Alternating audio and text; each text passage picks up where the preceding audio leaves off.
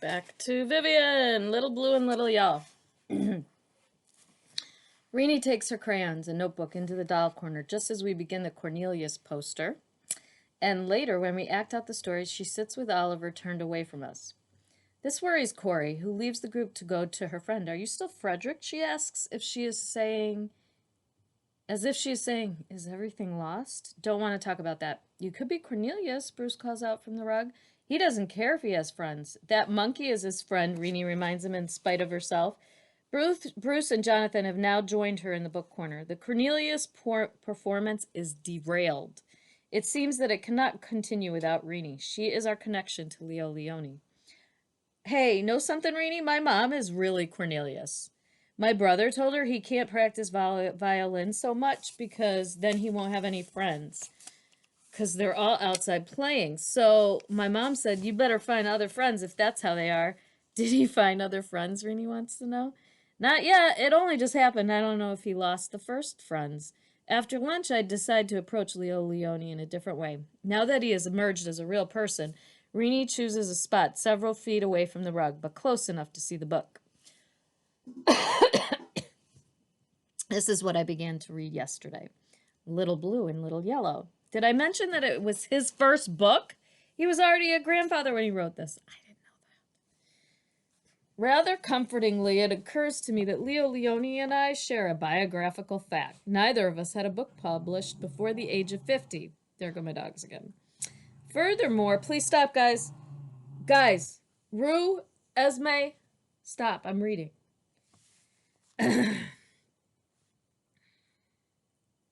Furthermore, in 20 years, I'll be the age he is now, and he is still writing. Another heartening thought. Oh, sorry, children, my mind was on something else. On what? Renee asks, coming to the edge of the rug. She cannot resist the unspoken thought. What was your mind on? I was thinking that a person is never too old to write a book. Leo Leone was a grandfather, in fact. It was because of his grandchildren that he began to write children's books. They were on a train together, and the ride was long. To keep them occupied, he began drawing pictures, these colored shapes in the book. He then called them Little Blue and Little Yellow, and he told a story about them. And when he got home, he made it into a book, and people liked it a lot. So from then on, he earned his living writing and illustrating children's books. Remy moved closer. What did he do from, before that? He drew pictures for advertisements, and he was good at it. He even got some prizes. But he wasn't happy in that kind of work. I can see that Renee is puzzled. Is there something more you'd like to know, Renee? Well, who told you about everything? Renee looks as if she is being tricked. This sudden influx of biographical information must seem even more out of context than the letters from the publisher. Oh, sorry, I should have explained. There's a book in the library called Something About the Author. It has information about the people who write children's books, and I looked up Leo Leone and the Owls. That's how I found out all these things I've been talking about. I began to read Little Blue and Little Yellow, and surprised to find it is not much to my liking. Two little color splotches, one blue, the other yellow, are playmates, one day hugging each other. Their colors blend, and they each turn green, whereupon their families don't recognize them and send them away. The two friends dissolve into streams of blue and yellow tears, and each colored shape then becomes itself again. Now they are welcomed back into their families, who somehow realize it is good, after all, to mingle with other colors. When I first read the book some 20 years earlier, it seemed a simple artistic tale, perhaps even a clever way of dealing with the concept of racial harmony. Now the message is confusing. All the while I've been reading, it is clear that Renee cannot sit still. She keeps moving around the rug, whispering to herself. She blurts out, "That's a lie! And a mommy and a daddy has to remember their own child." Renee glares at me angrier than I've ever seen her. "And you can't neither change colors from hugging. Me and Corey hug, and we don't change colors a bit." Renee's interpretation so startles me that I rush to dilute her feelings. Maybe it's just a story about painted circles, If we mix blue and yellow, we get green. Renee shakes her head, wondering at my innocence. See, they supposed to be people circles. Else how do they hug? As she begins her explanation, she grows calmer. See, if you want colors to hug, then you pretend they're people. And see, people don't change colors from hugging.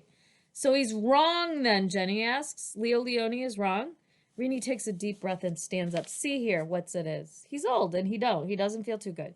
He made a mistake, that's what happened. It's only just a mistake. Then do you still like him? Jenny poses the question on everyone's minds. Yes, I really do.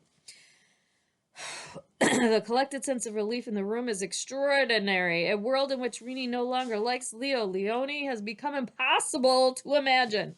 The next day, on our way to the gym, Rini takes my hand. Leo Leone won't ever come, she says. He's too old, like my great-grandma. Old? She can't go out nowhere. That's true, Rini, but you know Frederick won't ever grow old. Her face lights up. Oh, yeah! Oh, yeah! She sings out, skipping around me. I told you so. Frederico! She grabs Bruce's arm from behind. Brucey, listen. I told you so. Frederico.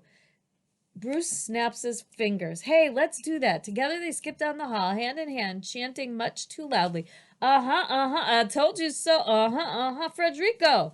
My mind is on other matters. Rini has engaged in a major struggle with Leo Leone. First, she believes he has reneged on the promise of her dreams. She, in turn, denies the premise of his first book. Magically, the air is cleared and Rini resumes the task at hand in a more balanced position. Ultimately, it is the reader who interprets the writer.